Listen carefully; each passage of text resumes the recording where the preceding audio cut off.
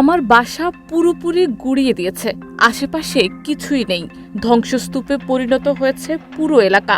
শুধু কিছু কূটনৈতিক আবাসন কোনোভাবে দাঁড়িয়ে আছে। এমন লোমহর্ষক বর্ণনা দিচ্ছিলেন ইরানে কর্মরত বাংলাদেশ দূতাবাসের এক কর্মকর্তা।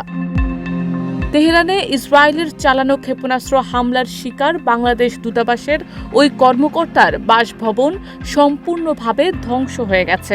তবে সৌভাগ্যক্রমে ওই সময় বাসায় কেউ না থাকায় হতাহতের ঘটনা ঘটেনি। ক্ষতিগ্রস্ত বাড়িটির বাসিন্দা ওয়ালিদ ইসলাম ইরানে বাংলাদেশের ফার্স্ট সেক্রেটারি পদে কর্মরত।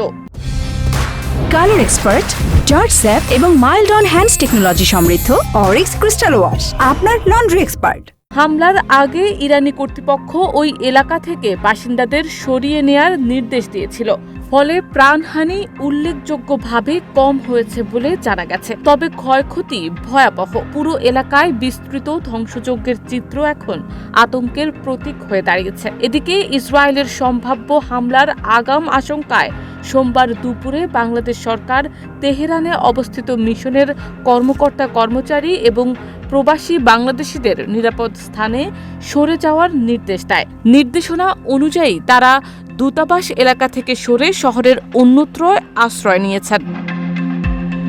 ঢাকায় মঙ্গলবার আয়োজিত এক সংবাদ সম্মেলনে ভারপ্রাপ্ত পররাষ্ট্র সচিব রুহুল আলম সিদ্দিক বলেন, তেহরানে অবস্থানরত আমাদের প্রবাসী নাগরিক ও দূতাবাস কর্মকর্তাদের নিরাপত্তা নিশ্চিত করাই এখন সবচেয়ে বড় চ্যালেঞ্জ। আমরা সবাইকে সুরক্ষিত জায়গায় সরিয়ে নিচ্ছি। তিনি আরও জানান, বর্তমানে তেহরানে অবস্থানরত প্রায় 400 বাংলাদেশি সবাই নিরাপদে আছেন।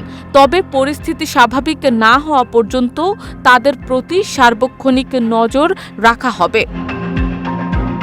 পররাষ্ট্র মন্ত্রণালয় সূত্র জানিয়েছে, পরিস্থিতি আরও জটিল হলে বাংলাদেশি নাগরিকদের তেহরানের বাইরে আরও নিরাপদ জায়গায় স্থানান্তরের প্রস্তুতি নেওয়া হয়েছে। তেহরানে বাংলাদেশি দূতাবাস ও প্রবাসীদের ঘিরে এই নিরাপত্তা জটিলতার মধ্যে চলমান যুদ্ধ পরিস্থিতি আরও কতটা গুরুতর আকার ধারণ করবে তা নিয়ে উৎকণ্ঠা বাড়ছে আন্তর্জাতিক মহলেও। শারমিন নিশু, ঢাকা পোস্ট।